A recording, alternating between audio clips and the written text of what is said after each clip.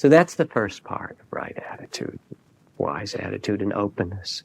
The second is this attitude of respect that Martin Luther King talked about so much.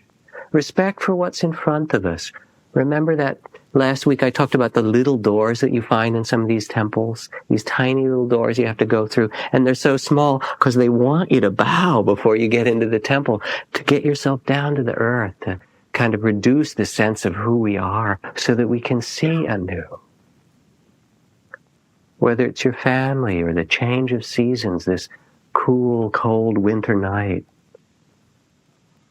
the people that we work with, everything thrives on respect. There's such a beauty that comes when we bring the quality of respect to our coworkers, our gardens, the rainforest, our children, our plants and animals. A story.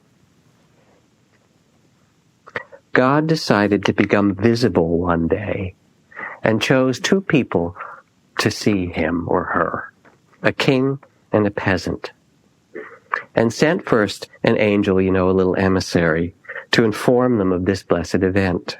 The angel arrived in court and announced, "O king, God has deigned to be revealed to you and will be revealed in whatever form you choose. What would you like as the way for God to appear?"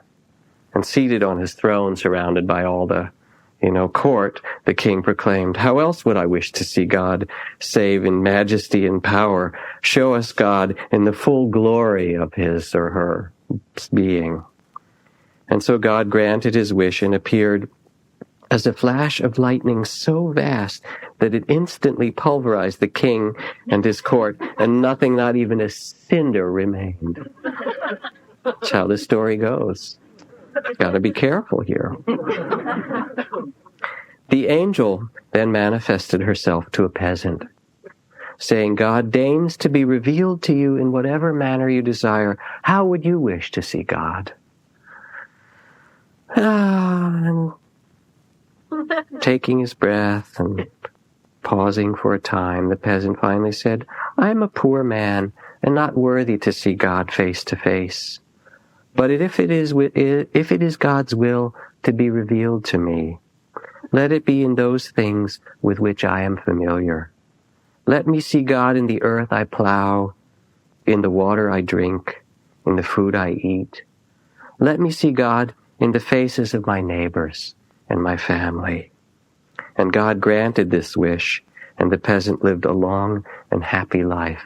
And may such a wish be granted to you as well. You can hear how the ground of this wise attitude is really not so much the mind, but it's the heart. And in Asia, the word for mind and heart, it's the same word, citta, heart-mind. But when you ask about the mind, they always point here, not to the microphone either, someplace a little below it, underneath there.